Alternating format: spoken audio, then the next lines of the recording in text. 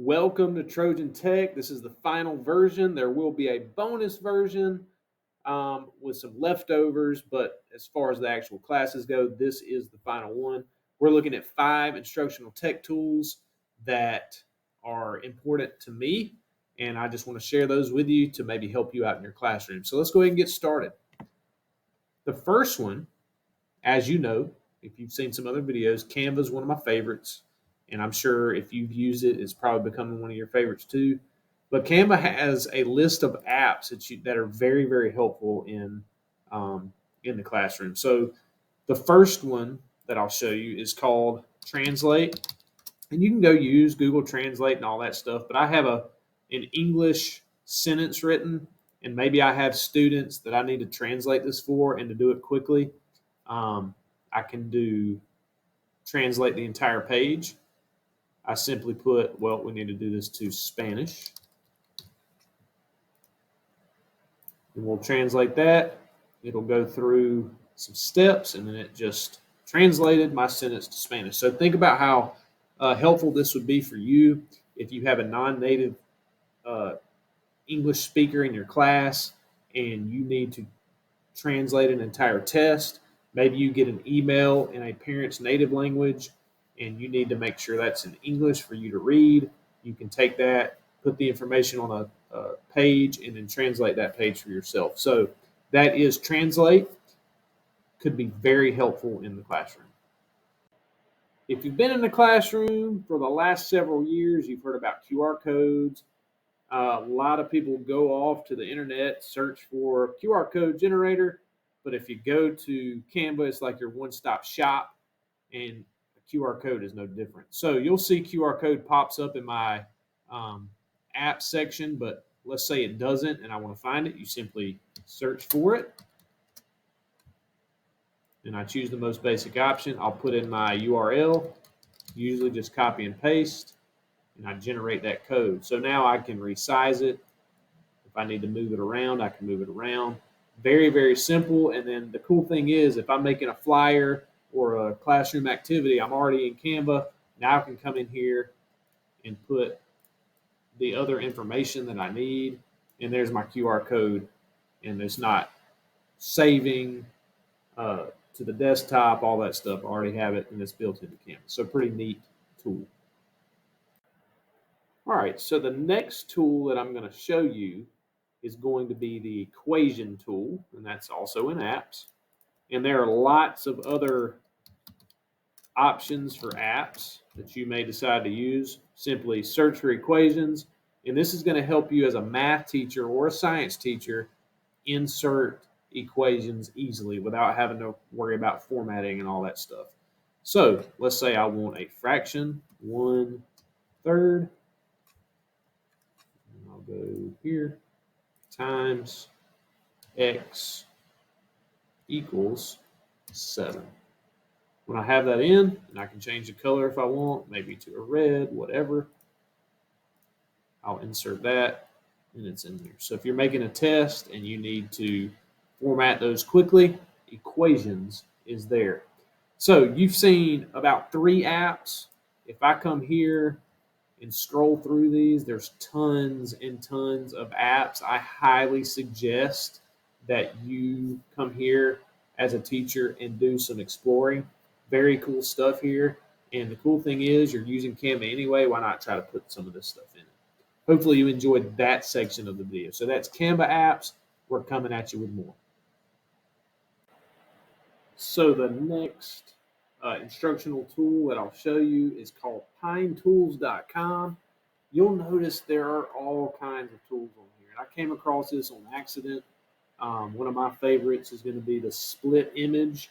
So what it does, you insert an image and it splits it into different files for you. So for example, if you're doing something on a spreadsheet, like making a mystery pixel art, it makes it easier to put individual pictures in those cells. So I've got a couple here that I'm going to show you, and I highly suggest you go through and kind of explore on your own. If you find anything or have questions about anything, I'll do my best to help you out. But the first thing is the pixelator. So what you do, you come here, you choose an image on your computer. I happen to have a galaxy, and I can take and pixelate that like this. So this could be used as an activity for maybe younger kids. Hey, kids, we're talking about galaxies. What do you think this picture is? So, and you can end up revealing it. You may end up figuring out, and I'd probably use Canva for this, but you could probably also, if you needed a pixelated image of a student, you could use this. But that is the pixelator. Also, pretty handy if you're making groups. You can come in here quickly and put in your list of students, and I'm going to randomize that list.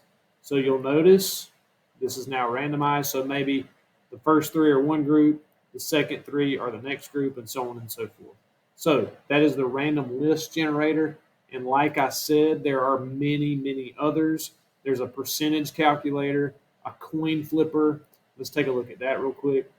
Maybe you're needing some uh, inactivity where the kids flip coins. Now, it'd probably be more fun for them to actually flip the coins.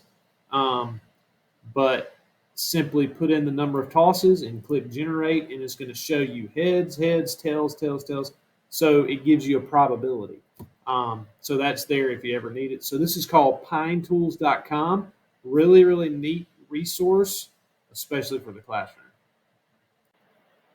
All right, so if you've been in the classroom, you probably know about GimKit, but if you don't, this is awesome. So you've played Kahoot and some other games like that. Now, this is similar, but what we'll do is we come in, you create your kit. First of all, you sign up like anything else.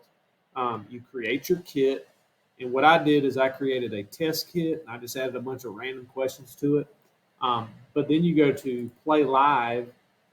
And one of my favorite games, one of my students' favorite games when I was in the classroom was the Trust No One. The problem with it when I was in the classroom is there were some that you have to pay for, so be careful with that. But this may be worth, if you have any funds purchasing this, the kids absolutely love it. So what you do, you click on the game you want, you continue, you have some settings. So in this particular game, it's kind of like Among Us. They're trying to find the people that are sabotaging the game. So you can put as many kids as you want in it. As the imposters, you might only have one. But as it goes, the kids play, they answer questions.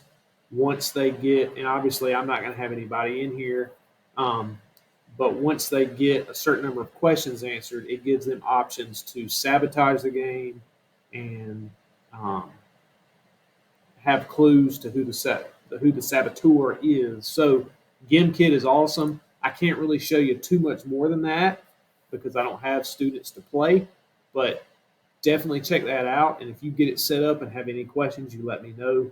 Gimkit.com. So the next tool that we have is available to everybody in Peach County through the single sign-on class link. It's amazing. Cami is absolutely amazing. And one feature I'm going to show you today is the read aloud, and you can use this for kids that may need a little extra help. So the first thing, I've got my PDF here, and there are lots of things I can do with it. I've used this to come on a PDF and add text boxes. So you can add text boxes, obviously. But the biggest feature for me is if you come to the three lines, the three drop downs, and you run text recognition, it's going to read the information on the page and be able to read it aloud to your students. So again, you have to run text recognition first, but when I do that, and maybe a student can read very well, but maybe they come across something that they have a lot of trouble with. If they highlight it, products, analyze quality products. It's going to read. It's going to read. Show students 2 or 3. Compare a good and bad example with the whole class. A. Hand out or project 2 contrasting pieces next to each other for the. So pretty neat. It's going to read that document to them, and it starts where you highlight. So that is a very awesome function, and this is a pretty easy tool to use once you have it uploaded. If we come to the front, You can grab things from your Google Drive, your computer, whatever it may be. There's some things you can customize. So I highly suggest if you're not using Cami that you do that.